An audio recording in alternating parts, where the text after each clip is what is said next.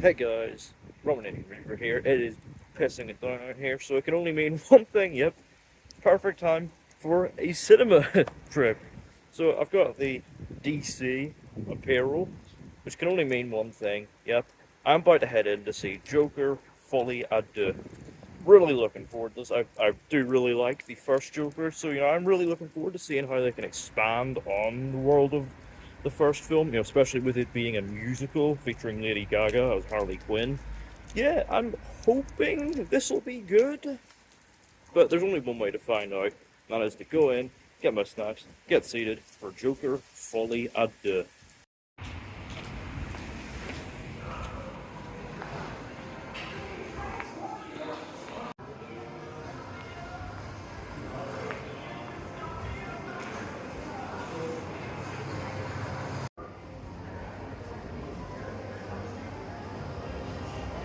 So yeah, I've got my popcorn here and a mixed frozen Fanta, red and blue, the colours of Arthur Fleck's Joker makeup, ready to see what tempted Todd and Joaquin to make a sequel.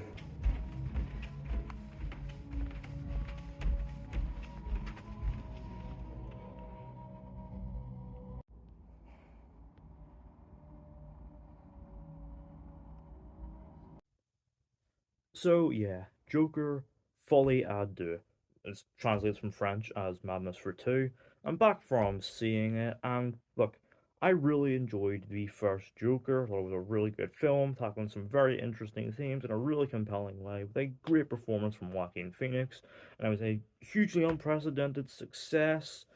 $1 billion grosser, first R-rated film to do so, was at the time the highest grossing rated R film of all time, and it won 2 Oscars, including for Joaquin Phoenix. And so, even with this unexpected breakout success, Todd Phillips has very much been on record to say that no, he would not make a sequel. And so, the fact that he's not only chosen to actually make a sequel, but that he's chosen to make this sequel, yeah, surely he's cooking up something, right? But is the film a worthwhile sequel that expands on the first in a meaningful way? Let's find out. So, in the film, Arthur Fleck is incarcerated at Arkham State Hospital for his crimes in the first film. His dream of a stand up career in tatters and struggling internally between his two personas of Arthur Fleck and Joker. He is due to stand trial for his crimes on the grounds of insanity. However, while he is at Arkham, he meets Lee Quinzel, another prisoner and super fan of his, and soon a romance blossoms as Arthur's life finally has a sense of purpose. So, look, I think like most, I'm very much in agreement that the first Joker worked really well as a standalone. So, if you're going to make a sequel, you better put your best foot forward and make a really convincing argument for why you've chosen to, take on expanding the first film, 'cause you better do a hell of a lot to really build on the narrative and characters if you're really going to justify making a sequel.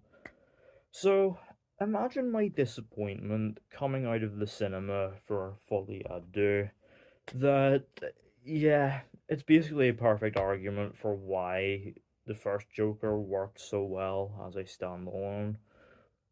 Like, to its credit, there are really interesting ideas in here. There's a potentially interesting thread about this, psychological battle for dominance between these two separate personas of Arthur Fleck and Joker.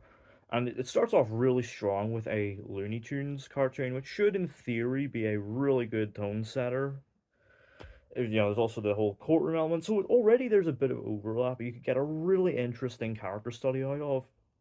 Or you could go in, a wildly different direction and, do this, this lush, lavish musical, centered on a twisted romance between Joker and Harley Quinn. Sorry, Lee Quinzel. So, what does the film do?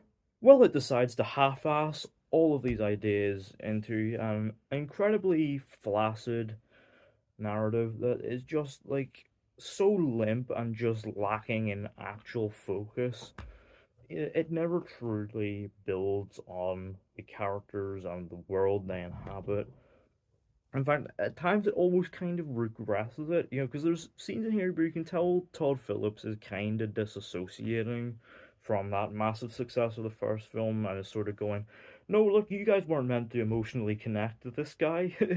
Here's why, please, please don't emotionally invest in him. You're not meant to. It's not real.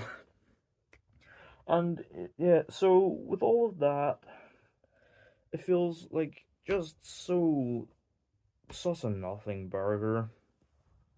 And it means that there are long stretches of this which, feel really drawn out as it really outstays its welcome.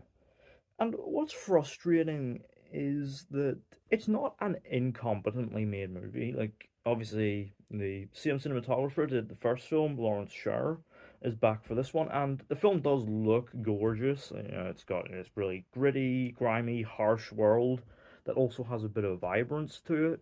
Like, it looks beautiful. And when they commit to like actual musical numbers, it's a really colorful, fantastical world, full of great production design. So, it's a really well made film. Although how it cost close to 200 million, I will never know. Because it is for being such a massive budget, it's such a small scale film, really only set in like two locations. So you could argue that, the musical element could potentially add to this, but honestly, this feels like one of the film's weakest because being that Lady Gaga is involved, there's room for a really strong musical, with songs commissioned for the film.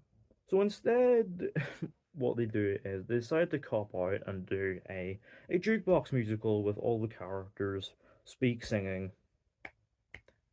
Hooray! So it means that, because these come so frequently, it very much feels like padding. And that is such a shame, a waste of a potentially really good idea. And I mean, like the performances here are good. Like they're doing a lot of the heavy lifting here for an incredibly weak script. Like Joaquin Phoenix once again is excellent. Doing a really good job juggling the two distinct personas of Arthur and Joker. You know, obviously Arthur being this mentally broken loner versus the incredibly confident and out there Joker. So it's such a shame that the script is not worthy of his talents. And Gaga, I think, does do a good job as Lee. Although her character's involvement in the narrative feels so inconsequential, like there's just long stretches where she's just gone, and there are scenes where her entire contribution is just singing rather than like actually moving her character forward. She never truly becomes a unique take on Harley Quinn that they could have done, and that is such a shame because Gaga is really committing, and she does give a good performance overall. We've also got the likes of like Brendan Gleeson and Steve Coogan, who are good in sort of smaller side roles. But again, the script is just like not deserving of any of their talents. And yeah, it builds, to obviously an ending, which in theory I think could be really interesting. But the problem with the actual execution is that it just feels such a left field swing. It feels so out of place with the rest of the film that it just leaves the film on a bit of a downer. And I know some people are talking about how shocking and how bold this ending is, but I think my problem here is that much like the rest of the film, it's not bold enough and never truly commits to how shocking it really could be.